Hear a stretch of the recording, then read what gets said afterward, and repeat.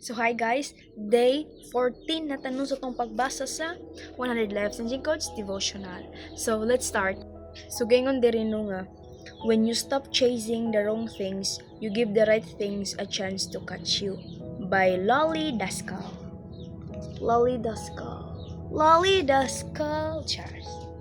No. When you stop chasing kuno sa mga mali nga mga butang na kay chance or imong gitagaan or imong gilet imong self nga gitagaan chance sa pagdakop or sa pagkuha sa sakto nga butang para gud na nga dili ihatag sa tumuro na quote nga dili ihatag ang saktong laki da kanimo if napaka sa mali nga laki or mali nga tao. So ina po na no same ra. So di ka taga chance right things nga madawat nimo if naghawid pa ka or napakay gipang abot nga mga mali nga butang.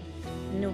So yung diri nga sometimes we pursue things that are not part of God's plan for us. No kanam lagi tay own nga manahon about decision sa kinabuhi nga bisag dili uyon ang Ginoo buhaton di ba? As tao lagi yan na kita. No? Mabuhat man jud na nato wa tay exemption in anak kita tanan na. Then when we let go of this distraction and focus on Him, we make room for the blessing He has in store. So gingon diri nga kung ato datong let go ag mga distraction, then focus niya, focus ta sa Ginoo, naghimo daw tag room or space sa mga blessing nga ihatag pa sa Ginoo, ihatag sa Ginoo. No? So by seeking His will first. So by seek just a down will at imong unahon. We find that He provides exactly what we need. So kung atong isik ang ijang will, atong makita or atong mahibaw-an kung unsay ijang gi-provide exactly sa atong mga kinahanglan.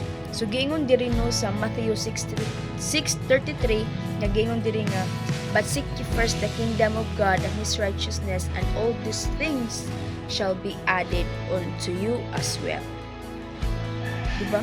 So makaingon na ta nga nganong makasulti mo nga all things nga atong makuha diri sa kalibutan is temporary because mga wala man lagi ng mga butang naray mga expiration date, naaray lapse of time lang nga or amount of time lang nga inanira si Jakuto, di ba? Tapos kita pod mga matay tas wag nga joy permanent diri sa kalibutan. And then so giingon sa Matthew 6:33 nga seek ye first the kingdom of God. Word nga first so mao gadyo murag kinaunhan gadjud natong buhaton no. Seek ye first the kingdom of God. No? Ang kingdom sa Ginoo, ang palasyo sa Ginoo atong unhon, ang ijang gugma at atong unahong tinawon, pangitaon. Kaya tanang mga butang, kung ato na makita ang Ginoo na nato, kaya ang Ginoo na tanan, di ba? Yung gingon diri nga, and all these things shall be added unto you. No? Kung imo na makita ang kingdom sa Ginoo at ijang righteousness, na makaingon gud mo nga wow grabe jud ang Ginoo. Yes, one living testimony gud ko sa una basta makaingon ka nga alisudan man ni buhaton, alisudan ni makuha pero karon dali na lang si buhaton, dali na lang si makuha no. So mutugad jud ko nga ang Ginoo nagliok ka jud sa kinabuhi, ang Ginoo maminaw ug ang Ginoo nakakita kung unsay atong mga kuwang, kung sa atong panginahanglan sa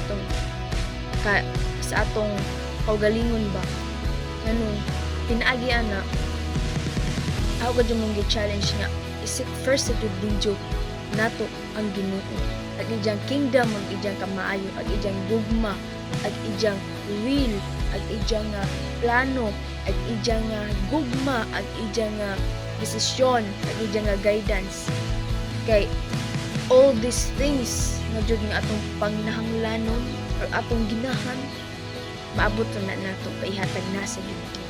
Ano kanang may buhat na lang tag di maadyo para makuha ni butang na ay kiss na no but adto ta sa Ginoo mga jokanan sa Ginoo ang tanan.